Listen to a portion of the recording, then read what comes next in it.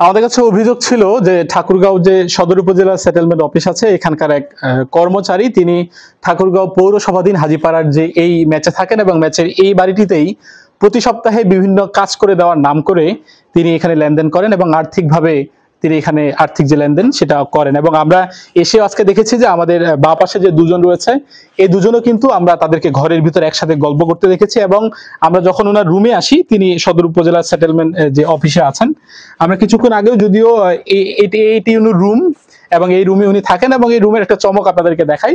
এই যে ঠিক রুমের যে বেডের নিচে এই যে এখানে যদি আপনারা দেখেন যে সরকারি এই যে সরকারি যে বিভিন্ন ধরনের সম্পত্তি অর্থাৎ খতিয়ান প্রায় 2-3 হাজার খতিয়ান এখানে রয়েছে।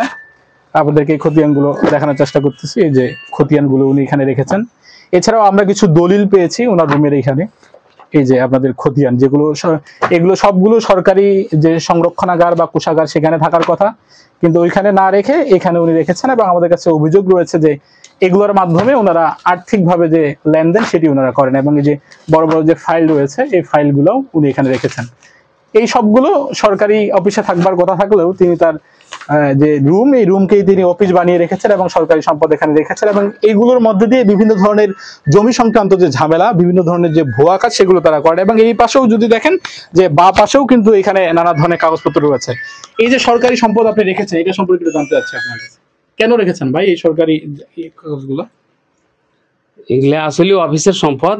আমি বৃষ্টি বাদলের জন্য অফিসে নিয়ে যেতে পারিনি, হেড অফিস থেকে নিয়ে এসেছি। আমি কালকে সকালে আমি অফিসে রেখে দেবো, অফিসে রেখে দেবো। এখানে আমার রাখার কোনো রাইটস নাই। তাহলে আপনি এটাকে অনিয়ম করেছেন কিনা এখানে রেখে? জায়গা এখন আমি আপনারা দেখছেন, আইসা দেখলেন, এখন আমার হয়তো টাকাটা ভুল হয়ে গেছে। আমি অফিসের জিনিস অফিসে রেখে দেবো।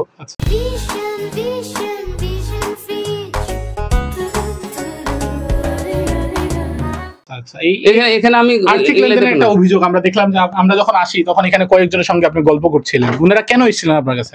তা বলতে পারবো না। ওরা এমনি একটা পরিচিত লোক আসছে, টার্মিনালে কি কাজের জন্য আসছিল।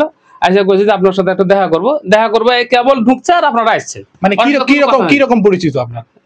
উনি সবজি ব্যবসা করে, ওনার কাছে কয়েকদিন সবজি নিছি আমি, এই সবজিটার পরিচিত। আচ্ছা আচ্ছা। উনি বলছে একটা আলাপ করবো আপনার সাথে। কি আলাপ করবো কিছু বলেনি আমাকে এখনো।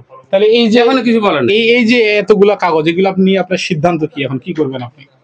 এলে অফিসের দিন অফিসে জমা দিয়ে দেবো আমি। এলে তো আমার কাছে রাখার কোনো রাইটস নাই। এলে অফিসের জিনিস অফিসে জমা দিয়ে দেবো আমি। এতদিন জমা দেননি কেন? আমি এখানে নিয়ে এসেছি বৃষ্টি বাদলের কারণে আমি নিয়ে যেতে পারিনি, যেটা বারবার বলতেছি আমি। ও আচ্ছা আচ্ছা। তো উনার একটাই উনি বারবার বলছেন আমাদেরকে যে উনি বলছেন যে ঠাকুরগাঁয়ে বৃষ্টি হচ্ছে 15-20 দিন থেকে ওনার কাছে এই নথিগুলো রয়েছে যেগুলো সরকারি সম্পদ, সরকারি কোষাগারে থাকবার কথা। এবং আমরা এখানকার যিনি কর্মকর্তা রয়েছেন, সেটেলমেন্ট কর্মকর্তা, ওনার সঙ্গে আমরা কথা বলেছি। তিনি বলেছেন যে তিনি নতুন যোগদান করেছেন এবং এটার রাখার কোনো রাইট বা অধিকার এই কর্মকর্তার নেই। তিনি বলছেন যে তিনি পরে অবশ্যই তদন্ত সাপেক্ষে প্রয়োজনীয় ব্যবস্থা গ্রহণ করবেন।